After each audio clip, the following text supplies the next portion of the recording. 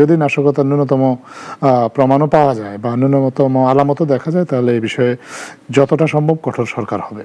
বাংলাদেশের নির্বাচনে কারা অংশ নেবে সেটা তো বাংলাদেশের মানুষ ঠিক করবে। বাংলাদেশের যে নির্বাচন প্রক্রিয়ার সাথে সম্পৃক্ত যারা আছে তারা এটা ঠিক করবে। বিদেশি এখানে কোনো চাপের কোনো বিষয় নেই। বিদেশিরা তো বাংলাদেশের নির্বাচন কিভাবে হবে সেটা ঠিক করে দেবে না। আমরা এটাকে একটা রাষ্ট্রের গুরুত্বপূর্ণ দায়িত্ব মনে করি। আমরা মনে করি যে এটা একটা জাতীয় দায়িত্ব, এটা একটা সুযোগ। আমাদের ক্যারিয়ারে এই স্বল্প সময়ের জন্য আমরা সুযোগটা পেয়েছি, এটাই রীতি হিসেবে ভবিষ্যতে প্রতিষ্ঠিত হয় এবং ভবিষ্যতেও আমাদের সংবাদ মাধ্যম এবং সাধারণ জনগণ সরকারের এই উইংটা থেকে সরকারের যাবতীয় কার্যাবলী সম্পর্কে একটা ধারণা পায়। প্রিয় দর্শক, নাগরিকের সাপ্তাহিক নিয়মিত আয়োজন বলা না বলায় আপনাদেরকে স্বাগত জানাচ্ছি। আপনারা জানেন, দেশের সাম্প্রতিক সময়ে জুলাই সনদ স্বাক্ষরকে ঘিরে আগে এবং পরে কয়েকদিন ধরেই নানা ধরনের নাশকতা চলছে। আমরা বলতে পারি যে বেশ কয়েকটি আগুনের ঘটনা ঘটেছে। এরপর মানুষের জনমনে প্রশ্ন উঠেছে, দেশে আসলে হচ্ছেটা কি? এই প্রেক্ষাপট নিয়ে আলোচনা করতে আজকে আমাদের সাথে অতিথি হিসেবে যুক্ত হয়েছেন প্রধান উপদেষ্টার উপপ্রেস সচিব জনাব আব্দুল কালাম আজাদ মজুমদার। আপনাকে স্বাগত আজাদ মজুমদার। আমরা আসলে এই কয়েকটা দিন যাবৎ দেশের আমরা জানি যে এই নতুন সরকার আসার পরে নানা অঙ্গনে সংস্কারের চেষ্টা করছেন এবং অনেক ভালো উদ্যোগ আমরা দেখতে পাচ্ছি। কিন্তু এই সাম্প্রতিক সময়ে জুলাই সংস্কারকে ঘিরে, সনদ স্বাক্ষরকে ঘিরে এই যে কয়েকটা নাশকতার মতো ঘটনা আমরা বলতেছি, অনেকেই বলছে যে এই যে বিমানবন্দরে যে ঘটনাটা ঘটছে, এটাকে কি আপনি নাশকতা বলবেন নাকি অন্য কিছু? দেখেন, এটা তো তদন্তাধীন বিষয়। তদন্ত সাপেক্ষে আসলে বলা যাবে এটা নাশকতা কিনা। নাশকতা হোক, দুর্ঘটনা হোক, পুরো বিষয়টা আমাদের জন্য উদ্বেগজনক। উদ্বেগজনক এই অর্থে যে দেখেন, আমাদের পরপর 3টা অগ্নিকাণ্ড ঘটলো। 3টা অগ্নিকাণ্ডই আসলে আমাদের অর্থনৈতিক মেরুদণ্ডের উপর প্রভাব ফেলেছে বড় ধরনের। এটা আঘাত বলবো কিনা আমি ঠিক এখনই নিশ্চিত নই, কারণ যতক্ষণ পর্যন্ত তদন্তে নিশ্চিত হওয়া যাচ্ছে না যে এগুলা স্যাবোটাজ, ততক্ষণ পর্যন্ত এই বিষয়ে একেবারে কোনো কনক্লুশনে আমরা না পৌঁছাই। তবে একটা গার্মেন্টস ফ্যাক্টরি এবং কেমিক্যাল ফ্যাক্টরি, সেটা প্রাথমিকভাবে আমরা হয়তো অনেকে মনে করেছে যে এটা একটা দুর্ঘটনা। এরকম দুর্ঘটনা আমাদের দেশে আগেও ঘটেছে। আপনি জানেন যে আমাদের দেশে এই জায়গাতে মানে মনিটরিংয়ের অনেক ঘাটতি আছে।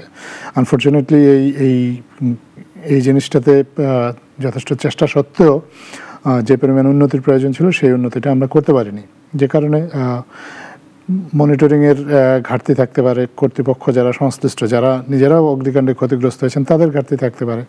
কিন্তু তারপরের যে দুটো আগুন, এই দুটো আগুন আসলেই উদ্বেগজনক এবং সাধারণ মানুষ যদি এগুলোকে নাশকতা মনে করে সন্দেহ পোষণ করে, তাহলে তাদেরকে আসলে সেভাবে দোষ দেওয়ার কোনো কারণ নেই। কারণ দুটোই আসলে, একটা দেখেন ইপিজেডের একটা ফ্যাক্টরিতে একটা অগ্নিকাণ্ড ঘটলো। ইপিজেড আমাদের ধরেন রপ্তানিমুখী শিল্পের জন্য এই জায়গাগুলোকে খুব নিরাপদ মনে করা হয়, কারণ ইপিজেড এলাকায় যে ফ্যাক্টরিগুলো সেগুলো খুব কমপ্লায়েন্স মেনটেন করেই হয়। এই ফ্যাক্টরিগুলোতে সাধারণত কমপ্লায়েন্সের ঘাটতি থাকে না ইপিজেড এলাকায়, কারণ এখানে আপনার যারা ফ্যাক্টরি স্থাপন করেন, এখানে অনেক বিদেশি প্রতিষ্ঠান আছেন যারা ইপিজেড এলাকায় বিনিয়োগ করেন, ফ্যাক্টরি স্থাপন করেন, তারা আইন কানুন মেনেই আসলে এগুলো করেন। কিন্তু তারপরেও দুর্ঘটনা ঘটে, দুর্ঘটনা তো ঘটতেই পারে, কিন্তু দুর্ঘটনা ঘটার সময় বা দুর্ঘটনা ঘটার যে কারণগুলো, এগুলো আসলে যদি চিহ্নিত করা যায় তাহলে আমরা বুঝতে পারবো যে আসলে দুর্বলতাটা কোথায়। এটা কি এখানে যে কমপ্লায়েন্সের যথেষ্ট ঘাটতি ছিল কিনা, এটা একটা বিষয়,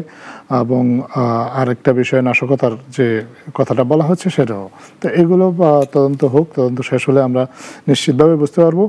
এবং একটা জিনিস সরকারের পক্ষ থেকে তো অবশ্যই এটা আশ্বাস দেওয়া হয়েছে, যদি নাশকতার ন্যূনতম প্রমাণও পাওয়া যায় বা ন্যূনতম আলামতও দেখা যায়, তাহলে এই বিষয়ে যতটা সম্ভব কঠোর সরকার হবে। ঐক্য অনৈক্যের জুলাই সনদ বাস্তবায়নটা কিভাবে হবে এবং জুলাই সনদ বাস্তবায়নে বিশেষ আদেশে গণভোটের চিন্তা আছে কিনা এই নতুন এই গভর্নমেন্ট? প্রথমত, এটা আসলে জুলাই সনদকে ঘিরেই হয়েছে কিনা এটা আমি নিশ্চিত হয়ে বলতে পারছি না। তবে এটা ঠিক যে আমাদের সামনে যে জাতীয় নির্বাচনের যে পরিকল্পনা, সেটাকে বানচাল করার জন্য তো অনেকগুলো পক্ষ সক্রিয় আছে, যাতে এই নির্বাচনটা যাতে না হয় সেটা অনেকেই চায়। যদি নির্বাচনটা না হয় তাহলে তাদের রাজনৈতিক উদ্দেশ্য হাসিল হতে পারে।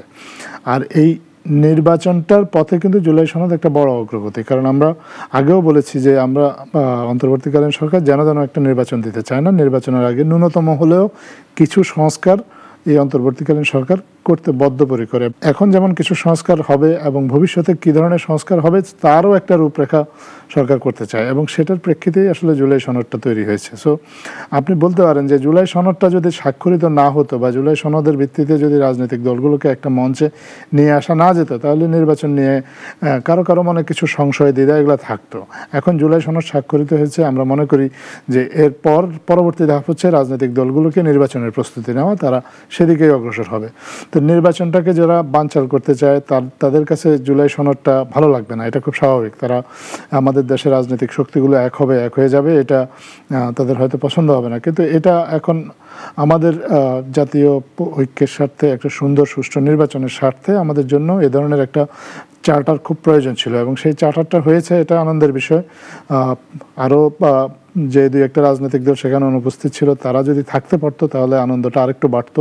তবে আমরা মনে করি এখনও সুযোগ আছে, তাদেরকে আমরা এখানে সম্পৃক্ত করতে পারবো। একটা স্বাক্ষর অনুষ্ঠানে তারা থাকেনি বলে যে তারা এই প্রক্রিয়া থেকে একেবারে বাদ হয়ে গিয়েছে বা দূরে সরে গিয়েছে বা বিচ্ছিন্ন হয়ে গিয়েছে, বিষয়টা এরকম না। তাদেরকে সম্পৃক্ত করার সুযোগ এখনও আছে।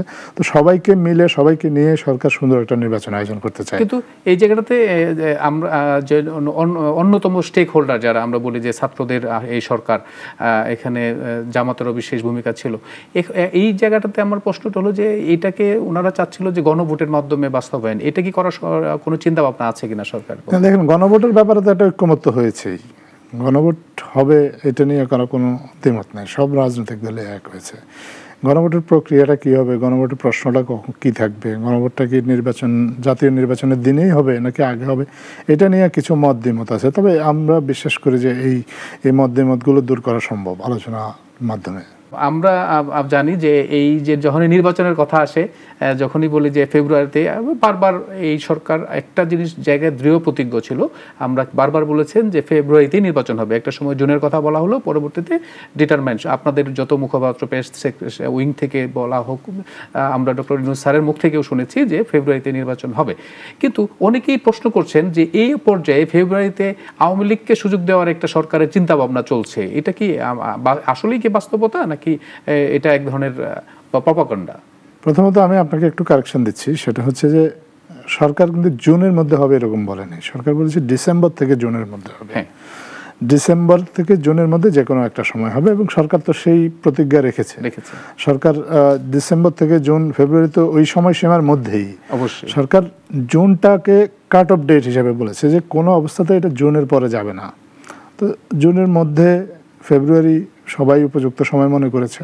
সো সরকারও মনে করেছে যে হ্যাঁ, এই সময় যদি নির্বাচন হয় তাহলে হয়তো দেশের জন্য ভালো হবে। সেই দৃষ্টিকোণ থেকে সরকার ফেব্রুয়ারিতে নির্বাচন আয়োজনের প্রস্তুতি নিচ্ছে। নির্বাচনে দেশের সব রাজনৈতিক দলই থাকবে। আপনি যে রাজনৈতিক দলের কথা বলেছেন, তাদের কার্যক্রম তো এই মুহূর্তে নিষিদ্ধ, নিবন্ধন স্থগিত।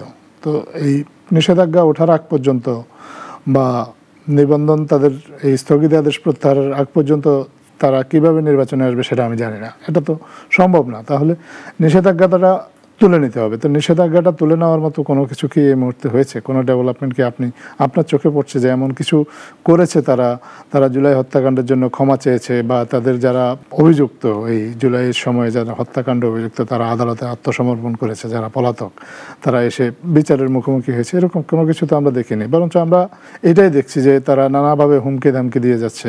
দেশটাকে অস্থিতিশীল করার জন্য যে উস্কানিমূলক যেসব কার্যক্রম, এগুলাই কিন্তু তারা অব্যাহত রেখেছে। হ্যাঁ, তো এইরকম পরিস্থিতিতে নিষেধাজ্ঞা যদি তাদের কার্যক্রমের উপর সরে না যায়, তাহলে তো তারা রাজনৈতিক কার্যক্রমে অংশ নিতে পারছে না। আমরা কথা বলছিলাম যে নির্বাচনে বিদেশি শক্তির কোনো চাপ আছে কিনা, যে আওয়ামী লীগ বা সব দলগুলোকে অংশ নেওয়ার, এই বিষয়টা যদি একটু বলতেন। বাংলাদেশের নির্বাচনে কারা অংশ নেবে সেটা তো বাংলাদেশের মানুষ ঠিক করবে। বাংলাদেশের যে নির্বাচন প্রক্রিয়ার সাথে সম্পৃক্ত যারা আছে তারা এটা ঠিক করবে। বিদেশি এখানে কোনো চাপের কোনো বিষয় নেই। বিদেশিরা তো বাংলাদেশের নির্বাচন কিভাবে হবে সেটা ঠিক করে দেবে না। বিদেশিরা আমাদের নির্বাচন আয়োজনের জন্য যদি কোনো টেকনিক্যাল সাপোর্ট লাগে সেটা তারা দিতে পারে, অথবা তারা নির্বাচনের পর্যবেক্ষক হিসেবে তারা থাকতে পারে। কিন্তু নির্বাচন প্রক্রিয়াটা কিভাবে হবে, নির্বাচন প্রক্রিয়াটা কিভাবে এগিয়ে যাবে, এই সিদ্ধান্ত একান্তই বাংলাদেশের নির্বাচন কমিশন নেবে। বা কোনো রাজনৈতিক দলের কারো যদি কোনো নাগরিকের যদি কোনো গ্রিভেন্স থাকে, তারা আদালতে যাবে, আদালত সেই সিদ্ধান্ত দেবে।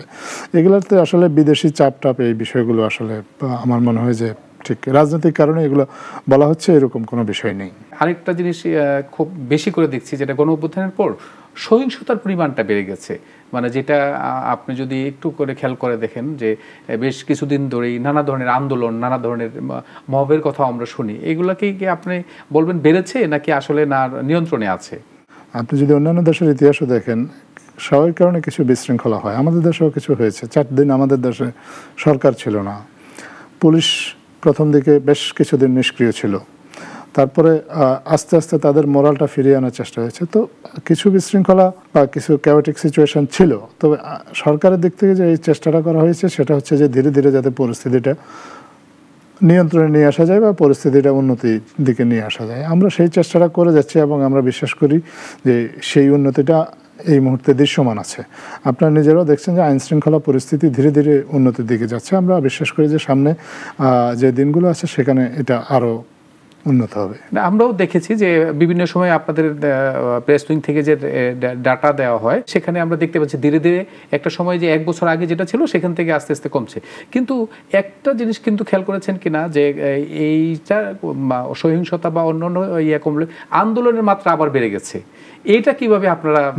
একটা বিষয় হচ্ছে যে ধরেন আইন শৃঙ্খলার বিষয়টা হচ্ছে পারসেপশনের বিষয়। প্রথমত আমরা অবশ্যই ডাটা দিচ্ছি, ডাটা দিয়ে আপনি জাজ করার একটা সুযোগ পাবেন, কিন্তু ডাটার চেয়েও বড় জিনিস হচ্ছে যে পারসেপশন, আপনি নিজে নিরাপদ বোধ করছেন কিনা। একটা সময় আমরা আগে দেখতাম রাস্তায় আপনি এই যে যারা টকশো করতে এখানে আসতো, টকশো করে সে যে বাসায় ফিরবে তার কোনো নিশ্চয়তা ছিল না। যারা আইন শৃঙ্খলা আপনাকে যারা নিরাপত্তা দিবে তাদের কাছে আপনি অনিরাপদ। এখন তো সেরকম না বিষয়টা। এখন যারা নিরাপত্তা দিবে তারা আপনাকে নিরাপত্তা দেওয়ার চেষ্টা করছে, তাদের সাফল্য ব্যর্থতা আপনি দেখবেন, মূল্যায়ন করবেন, সেটা ঠিক আছে। আর কিছু যখন আপনার এরকম রাজনৈতিক একটা পরিস্থিতি দাঁড়ায়, একটা বড় গণ পরিবর্তন আসে দেশে, তখন দেশে অনেক স্টেক হোল্ডার তৈরি হয়। এই গণ অভ্যুত্থানেরও অনেক স্টেক হোল্ডার আছে, সবার বিহেভিয়ারাল প্যাটার্ন কিন্তু একরকম না, অনেকে অনেকভাবে বিহেভ করছে। আপনি দেখবেন যে সরকার এটাকে চেষ্টা করছে কিনা ট্যাকেল করার আন্তরিকভাবে, আমি মনে করি যে সরকার আন্তরিকভাবে এটাকে ট্যাকেল করার চেষ্টা করছে এবং সেটা আর সেই ক্ষেত্রে পরিস্থিতি আস্তে আস্তে উন্নতিও হচ্ছে। হ্যাঁ, আপনি যখন এই কথাটা বলছিলেন তখন কিন্তু আরেকটা প্রচলিত কথা আছে, সেই জায়গাটাতে একটু আমরা অনেকেই বলতেছিলেন যে উপদেষ্টা যারা আছেন, অলসো প্রেস উইংয়ে যারা আছেন, অনেকেই সেফ এক্সিট নেওয়ার চিন্তা করছে। এটা কিন্তু আমরা বলছি না, এটা সাধারণ মানুষের কথা বলছি, নানা জায়গায় টকশোতে শুনি আমরা। এটা আসলে এই বিষয়টা নিয়ে আপনাদের মূল্যায়নটা কি? এটা তো কেউ তো আর আনসেফ এক্সিট নেবে না, সবাই সেফ এক্সিট নেবে। এখন সেফ এক্সিটটা আপনি কিভাবে দেখছেন সেটা হলো বিষয়।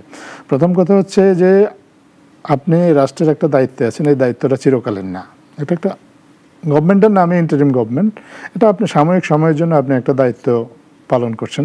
সেই দায়িত্বটা আপনি একটা নির্বাচিত সরকারের কাছে দায়িত্বটা হস্তান্তর করে যাবেন। তো আপনি যখন দায়িত্বটা নির্বাচিত সরকারের কাছে যাবেন, আপনি তো অবশ্যই চাবেন যে এটা নির্বিঘ্নে হোক, নির্বিঘ্নে নিরাপদে একটা সুন্দর অনুষ্ঠানের মাধ্যমে বা একটা সুন্দর প্রক্রিয়ার মাধ্যমে আপনি রাষ্ট্রের দায়িত্বটা একটা নির্বাচিত সরকারের হাতে তুলে দেবেন। আমরা মনে করি যে সেফ এক্সিট বলতে এটাকেই বোঝায়, আপনি সেফলি সুন্দরভাবে রাষ্ট্রের দায়িত্ব জনগণ যাদেরকে বেছে নেবে তাদের কাছে পৌঁছে দেবেন। আনসেফ এক্সিট বলতে কোনো এক্সিট নেই, কেউ চাইবে না যে আনসেফ এক্সিট হতে। এক্সিট সরকারে যারা এই মুহূর্তে আছে তাদেরকে নিতেই হবে, এটা কোনো চিরকালীন কোনো বিষয় না, এবং এই এক্সিটটা সেফ, সুন্দর, ডিগনিফাইড হইতে হবে, এটাই আমরা চাই এবং এটা যাতে হয় সেই জন্য সবাই চেষ্টা করছে। কিন্তু আপনি কি খেয়াল করেছেন যে নানা সামাজিক যোগাযোগ মাধ্যম, দেশ বিদেশ থেকে নানা ধরনের আমরা মন্তব্য পাই যে এই সরকার পালানোর পথ খুঁজছে, মানে এই সরকারের অনেকেই, এবং অলসো ডক্টর মোহাম্মদ ইউনূস যিনি সুদৃঢ়ভাবে দেশ চালাচ্ছেন আমরা বলতে পারি, তাকে নিয়েও এই ধরনের কথা হয়। তাহলে এই ধরনের জবাবগুলো আপনারা আসলে তখন কিভাবে দেন? এটা সামাজিক যোগাযোগ মাধ্যম, এখানে অনেকে অনেক ধরনের মন্তব্য করে, আমি মনে করি না যে এগুলো সবগুলো জবাব দেওয়ার কোনো প্রয়োজন আছে। এই সরকার কিন্তু একটা এজেন্ডা নিয়ে এসেছিল 24 গণ অভ্যুত্থানের পর, যে একটা দেশের জন্য একটা কিছু করে যাবে, দৃষ্টান্ত স্থাপন করে যাবে। সেই জায়গাটা থেকে আপনি কিভাবে দেখেছেন এবং সরকারকে কিভাবে দেখেছেন সেটা একটু আমরা জানতে চাই। ধন্যবাদ আপনাকে। একটা কারেকশন আপনাকে আবার দিতে হচ্ছে, সেটা হচ্ছে যে প্রেস উইংয়ে যারা কাজ করে তারা দেশ পরিচালনা করে না, দেশ পরিচালনার কোনো ভার তাদের হাতে নেই। তারা দেশের একজন কর্মচারী, তাদেরকে চুক্তিভিত্তিক নিয়োগ দেওয়া হয়েছে। তারা যারা দেশ পরিচালনা করছেন তাদের কর্মকাণ্ডটা বা তাদের দৃষ্টিভঙ্গিটা জনগণের সামনে তুলে ধরা, আমাদের গণমাধ্যমের সামনে তুলে ধরা, এটাই হচ্ছে আমাদের কাজ। আমরা সরকার কিভাবে পরিচালিত হচ্ছে, সরকার কি চাচ্ছে, সরকারের অ্যাকশনগুলো আমরা আপনাদের গণমাধ্যমের মাধ্যমে সাধারণ মানুষের কাছে পৌঁছে দেওয়ার চেষ্টা করছি, অথবা সামাজিক যোগাযোগ মাধ্যমে সাধারণ মানুষের কাছে পৌঁছে দিচ্ছি। আমাদের কাজ হচ্ছে সরকারের কাছে বা সরকারের কর্মকাণ্ডগুলো জনগণের কাছে তুলে ধরা। আমরা সেই কাজটাই করছি, একটু সক্রিয়ভাবে করার চেষ্টা করছি। অতীতে আমরা দেখেছি, আমি যখন সাংবাদিক ছিলাম নিজে, আমরা সরকারের এই প্রেস উইং এ ধরনের যারা কাজ করেছেন তাদের কাছ থেকে আসলে কোনো তথ্য পেতাম না, বা তাদের কাছ থেকে তাদেরকে রিচ করারই কোনো সুযোগ ছিল না। আমরা আমাদের যে হোয়াটসঅ্যাপ গ্রুপ আছে সেখানে উন্মুক্ত করে দিয়েছি, যে কোনো সাংবাদিক চাইলেই সেখানে যুক্ত হতে পারছেন। আমরা সরকারের প্রত্যেকটা কর্মকাণ্ড বিভিন্ন সামাজিক যোগাযোগ মাধ্যমের প্ল্যাটফর্মে তুলে ধরছি, যাতে সাধারণ মানুষও জানতে পারে আসলে সরকার কী করছে। তারপর সরকার সেটা মানুষ সেটা জাজ করবে যে সরকারের কাজ কি সরকার ভালো করছে বা মন্দ করছে। সরকারের যদি কোনো পলিসি স্টেটমেন্ট থাকে সেটাও আমরা জনগণের কাছে তুলে ধরছি, সরকারের পলিসি স্টেটমেন্ট। আমাদের কাজটাই হচ্ছে আসলে সরকারের কাজগুলো সাধারণ মানুষের কাছে তুলে ধরা। আমি মনে করি যে এটা আমরা করছি, চ্যালেঞ্জিং কাজ।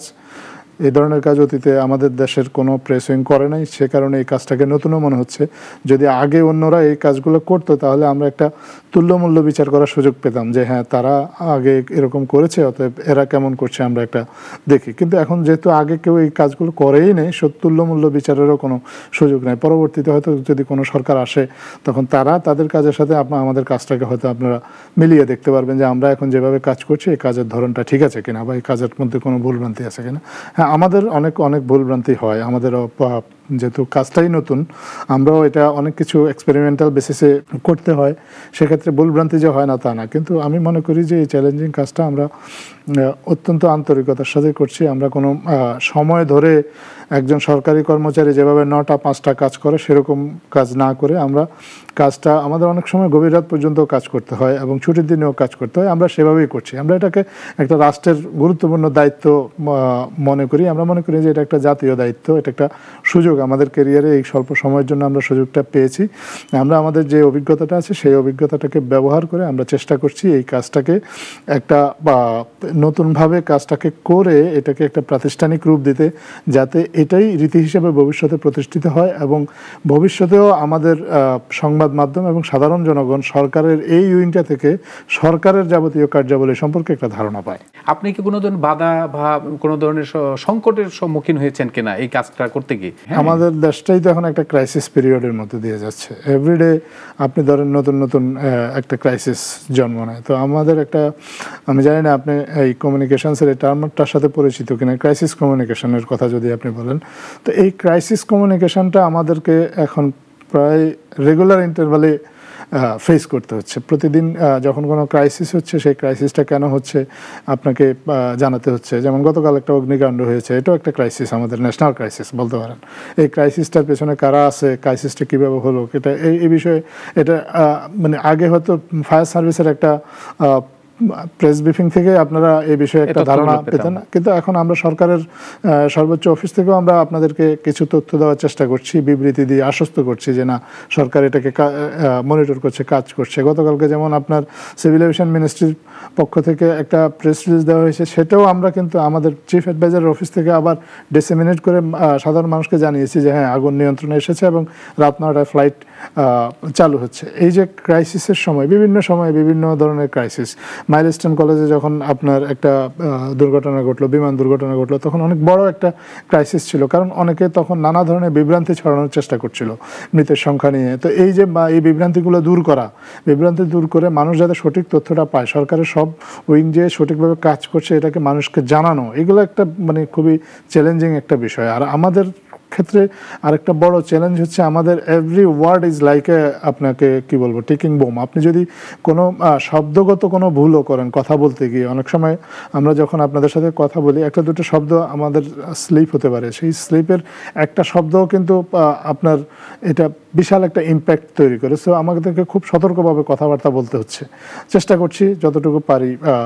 ভালো মন্দ এগুলো বিচার তো আপনারা করবেন যারা আপনারা আমাদেরকে পর্যবেক্ষণ করছেন। আমি নিজেরটার ব্যাপারে কোনো মূল্যায়নে যেতে চাচ্ছি না, তবে এটুকু বলতে পারি যে আমাদের নিজেরা যারা আমরা কাজ করছি আমরা সর্বোচ্চ আন্তরিকতা দিয়ে কাজটা করছি। ধন্যবাদ প্রিয় অতিথি। আমরা কথা বলছিলাম আমাদের প্রেস উইংয়ের প্রেস সচিব জনাব আবুল কালাম আজাদের সাথে। এটা সত্যি। আমি ব্যক্তিগতভাবে যদি বলি যে আমরা গত প্রেস উইং নানা সময়ে আমরা প্রেস উইংয়ের কাজ দেখেছি, কিন্তু এই সময়টা এসে আমরা সবচাইতে বেশি সহযোগিতা পাচ্ছি প্রেস উইংয়ের, যেমন দেশ কিংবা বিদেশ যে কোনো তথ্য কয়েকটা মিনিটের মধ্যে আমরা পেয়ে যাচ্ছি, যেটা আমরা কোনো সময় পাইনি। আমরা আশা করি যে এই প্রেস উইং সামনে আরও ভালো ভালো ভাবে আমাদেরকে সহযোগিতা করবে, সেই প্রত্যাশা রেখেই আজকের বলা না বলা এখানেই শেষ করছি। আগামী পর্বে দেখা হবে নতুন কোনো অতিথির সাথে। সে পর্যন্ত ভালো থাকবেন, ভালো রাখবেন।